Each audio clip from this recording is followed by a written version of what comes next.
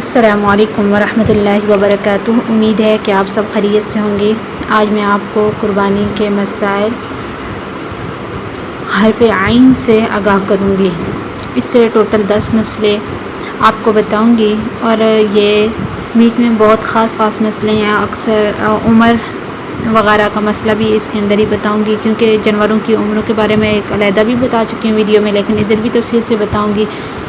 قربانی پہ جیسے سوال کیا جاتا ہے کہ قربانی کس پر واجب ہے، اچھا ہمارے گھر میں اتنا سامان ہے تو ہم پر قربانی واجب ہے یا نہیں۔ اسی طرح یہ ضروری مسئلہ بھی پوچھا جاتا ہے کہ اچھا جانوروں کی کتنی عمریں ہونی چاہیے، تو اس مسئلے سے بھی آگاہ کیا جائے گا۔ اور اس کے علاوہ بھی 10 مسائل جیسے عقیقہ کرنے والے کے ساتھ آپ شرکت کر سکتے ہیں قربانی میں یا نہیں، اس طریقے سے مختلف مسائل سے آپ کو آگاہ کروں گی۔ سب سے پہلا مسئلہ ہے کہ عرفہ کا دن ایک ہے، یعنی ذی الحجہ کی 9ویں تاریخ کو یوم عرفہ کہتے ہیں، اور 9 ذی الحجہ کی تاریخ مختلف ممالک میں مختلف ہو سکتی ہے، لہٰذا اس میں بحث مباحثہ سے اجتناب کرنا چاہیے کہ پاکستان میں عرفہ نہیں ہے اور سعودی عرب میں عرفہ ہے، کیونکہ اسلامی قمری مہینے کی تاریخ دونوں ممالک کے درمیان مختلف ہو سکتی ہے، اور یہ اختلاف مطالعہ صحابہ کرام رضوان اللہ علیہم اجمعین کے زمانے سے چلا آ رہا ہے۔ ان حضرات نے کبھی بھی آپس میں بحث مباحثہ نہیں کیا، تو ہمیں بھی اجتناب کرنا چاہیے۔ یعنی اگر وہاں پہ 9 تاریخ ہے تو یہاں پہ 8 ہو سکتی ہے، یعنی ایک دن پیچھے اکثر ویسے چلتا ہے۔ دوسرا مسئلہ ہے کہ عضو تناسل، مذبوحہ جانور کا عضو تناسل کھانا مکروہ تحریمی ہے اور غیر مذبوحہ کا حرام ہے۔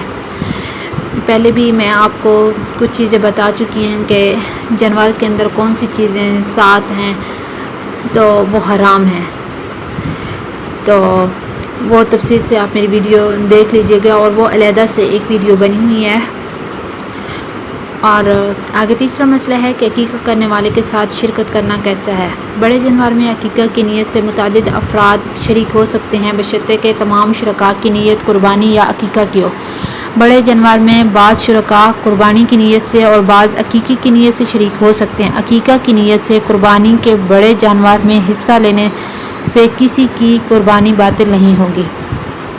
چھوٹے جانور میں یا بڑے جانور کے صرف ایک حصے میں شرعاً صرف ایک ہی نیت کی جا سکتی ہے، خواہ قربانی کی نیت ہو یا عقیقے کی۔ ایک حصے میں 2 نیتیں درست نہیں ہیں، البتہ قربانی کے بڑے جانور جیسے اونٹ، گائے، بھینس وغیرہ کے 7 حصوں میں قربانی کے حصے کے علاوہ عقیقہ کی نیت سے مستقل حصہ شامل کیا جا سکتا ہے۔ جو حصہ عقیقہ کی نیت کا ہوگا وہ عقیقہ شمار ہوگا، باقی حصے قربانی کے شمار ہوں گے۔ قربانی کے ساتھ عقیقہ کرتے ہوئے قربانی کی گائے، بیل وغیرہ میں لڑکے کے لیے 2 حصے اور لڑکی کے لیے 1 حصہ رکھ لیں، یہ مستحب اور بہتر طریقہ ہے۔ بڑے جانور جیسے گائے، بھینس، بیل وغیرہ میں قربانی کے ساتھ عقیقہ بھی ہو سکتا ہے، لیکن اگر چھوٹا جانور ہے، مثلا بکرا ہے، بکری ہے، دمبا ہے، دمبی ہے وغیرہ، تو اس میں یا تو صرف قربانی ہو سکتی ہے یا صرف عقیقہ ہو سکتا ہے، یعنی ایک ہی ہو سکتی ہے۔ اگر آپ بڑے جانور میں اپنی قربانی اور لڑکے کا عقیقہ کرنا چاہتے ہیں تو ایک ہی جانور کافی ہے، اور اگر چھوٹے جانور میں عقیقہ کرنا چاہتے ہیں تو قربانی کے لیے الگ حصہ یا جانور کرنا ہوگا۔ اگر گنجائش اور مالی استطاعت ہے تو لڑکے کے عقیقے میں 2 بکرے یا 2 بکریاں، اور لڑکی کے لیے 1 بکرا یا 1 بکری ذبح کریں گے۔ عمر اور دانت، یہ سب سے اہم مسئلہ ہے۔ قربانی کے لیے جانور خریدتے وقت عام طور پر جانور کے دانت دیکھنے کا رواج ہے، حالانکہ شریعت میں عمر کا اعتبار ہے، دانت کا اعتبار نہیں ہے۔ البتہ بعض مفتیان کرام کی رائے یہ ہے کہ قربانی کے لیے جانوروں کی عمریں متعین ہیں، چونکہ اکثر حالات میں جانوروں کی صحیح عمر معلوم نہیں ہوتی، اس لیے ان کے دانتوں کو معلوم کرنے کا اور اس پر عمل کرنے کا احتیاطاً حکم دیا گیا ہے، لازمی حکم نہیں ہے، احتیاطاً ہے، لازمی نہیں ہے۔ دانتوں کی علامت ایسی ہے کہ اس میں کم عمر کا جانور نہیں آ سکتا ہے، ہاں زیادہ عمر کے جانور کا آ جانا ممکن ہے اور اس میں کوئی حرج نہیں۔ بس اگر کسی شخص کے گھر کا بکرا یکم ذی الحجہ کو پیدا ہوا اور اس کی گھر میں پرورش پاتا رہا تو آئندہ ذی الحجہ کی 10 تاریخ کو وہ 1 سال 9 دن کا ہوگا، اب اگر اس کے پکے دانت نہ نکلے ہوں تب بھی وہ اس کی قربانی کر سکتا ہے، کیونکہ اس کی عمر یقیناً 1 سال کی پوری ہو کر 8-9 دن زائد ہو چکی ہے، لیکن اس سے یہ حکم نہیں دیا جا سکتا کہ بے دانت ہر بکرا قربان کیا جا سکتا ہے، خواہ اس کی عمر 1 سال ہونے کا یقین ہو یا نہ ہو۔ دراصل شریعت مطہرہ میں قربانی کے جانور کی قربانی درست ہونے کے لیے ان کے لیے ایک خاص عمر کی تعین ہے، یعنی بکرا بکری وغیرہ کے لیے 1 سال، گائے بھینس وغیرہ کے لیے 2 سال اور اونٹ اور اونٹنی کی عمر 5 سال پورا ہونا ضروری ہے۔ دمبا اور بھیڑ وغیرہ اگر 6 ماہ کا ہو جائے لیکن وہ صحت اور فربہ ہونے میں سال بھر کا معلوم ہوتا ہو تو اس کی قربانی بھی درست ہوگی۔ اگر یقینی طور پر معلوم ہو کہ ان جانوروں کی اتنی عمریں ہو گئی ہیں، مثلا جانور کو اپنے سامنے پلتا بڑھتا دیکھا ہو اور ان کی عمر بھی معلوم ہو تو ان کی قربانی درست ہے۔ پکے دانت نکلنا ضروری نہیں ہے بلکہ مدت پوری ہونا شرط ہے۔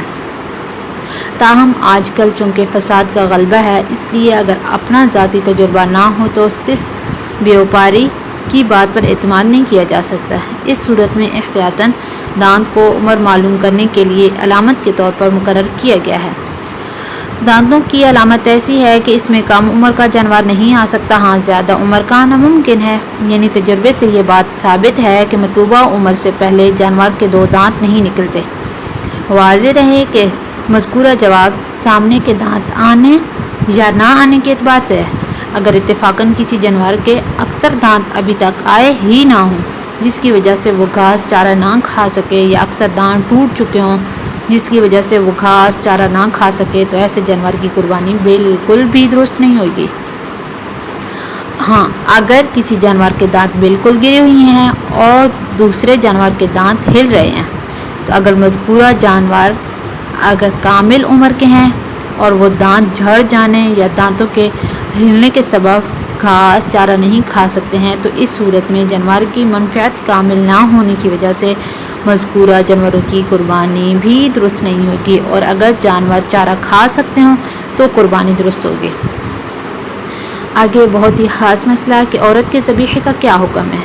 عام روٹین میں بھی جیسے گاؤں وغیرہ میں عورتیں اپنے گھر میں مرغی وغیرہ یا کسی چیز کو ذبح کر سکتی ہیں یا نہیں، تو مسلمان عورتوں کا ذبح کیا ہوا جانور بلا شبہ حلال ہے، اس کا گوشت کھانا جائز ہے، البتہ چونکہ عورتیں اس کام کو کام جانتی ہیں اور دل کمزور ہونے کی وجہ سے ہاتھ نہ چلنے کا احتمال ہے، اس لیے بلا ضرورت ذبح کا کام عورتوں کے سپرد کرنا مناسب نہیں ہے۔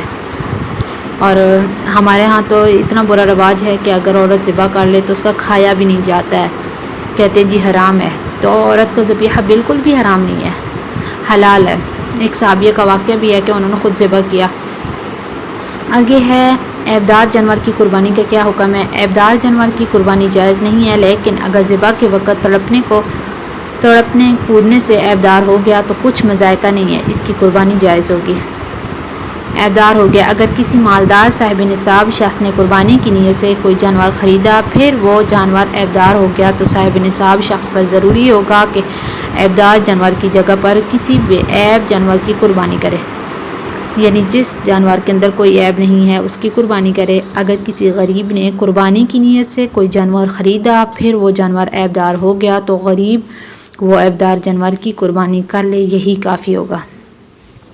اگر کسی نے قربانی کے لیے بے عیب جانور خریدا تھا مگر بعد میں کوئی عیب نقص پیدا ہو گیا جس کی وجہ سے قربانی درست نہ ہو، تو اگر قربانی منت اور نظر کی ہو تو اس کی جگہ بے عیب جانور کی قربانی ضروری ہے، خواہ وہ شخص امیر ہو یا غریب۔